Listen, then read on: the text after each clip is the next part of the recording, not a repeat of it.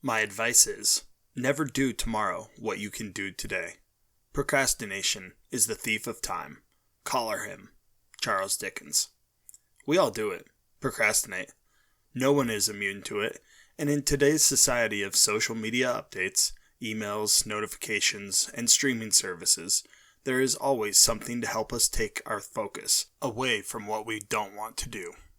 It's human nature to avoid and put off things that we don't like to do, but it is often these things that we don't want to do that will make the biggest difference in our lives.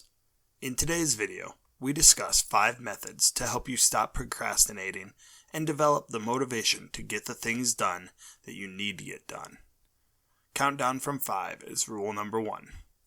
In the 5-second rule, written by Mel Robbins, she presents my favorite way to cut through procrastination quickly and easily.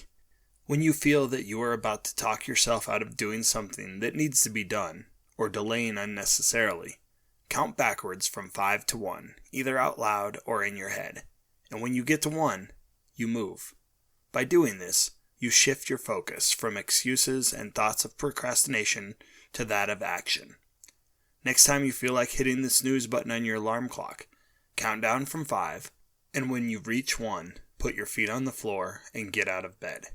This simple strategy can be used all day long to cut through the excuses and noise and get back to the work and the tasks that need to get done. Number 2, break down the steps. Complexity often leads to procrastination. The more complex a problem or a task is, the more difficult it seems, and thus the more likely that we want to put it off. Let's say that you have a test to study for. You have 5 weeks of material to go over and 50 practice problems to review, and the test is only a week away. That's a lot to do in a week.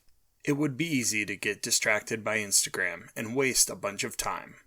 Instead, if you break down your study into 1 week of material and 10 practice problems a day, all of a sudden the task seems much more manageable. Instead of hours of studying, you probably have an hour today. This is much more manageable and helps your mind focus. Number 3, set small work blocks. Similar to breaking down the steps, setting short blocks of work with periods of rest in between can make any task seem much more doable. When you think of working for 8 hours, that is a lot.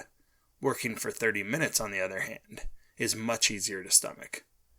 Many people find that setting a clock for 30, 40, or even 50 minutes where they focus exclusively on whatever task is at hand is very helpful. After your work block, you take a 5 or 10 minute break before starting your next work block. This allows your mind to work knowing that the next break isn't very far away, and all those distractions can wait a little while. Number 4, lower your expectations. Often when we try to develop a new habit, we overshoot our expectations right off the bat. If you want to start running, try running a mile a day can be too much. If you want to start meditating, 20 minutes a day seems daunting.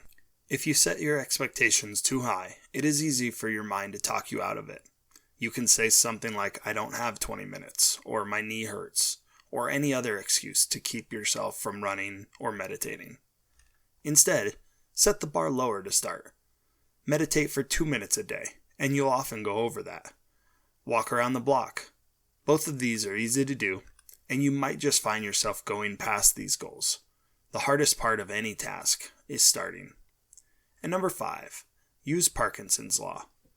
It's easy to put something off when you think you can simply do it later, or that you have all day to accomplish a task. Parkinsons Law states that the task expands to fill the time that is given for it. Therefore, if you say you need to get 5 things done today, it is likely to take you all day to get those things done, and you'll often have several left to do late in the day. If you have 30 minutes of work to do, but you give yourself 2 hours, guess what? That work will take you 2 hours. Create artificial deadlines, or plan other things for an hour or so out, so you have to get something done before that.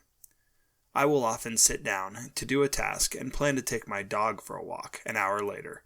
Not only do I have a set time that I need to finish by, but I know that getting the task at hand done will result in a walk afterwards.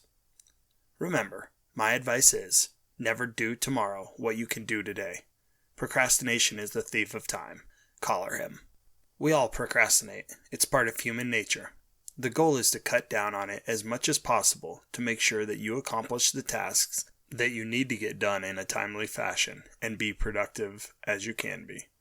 Like this video? Hit that thumbs up button and subscribe to the channel.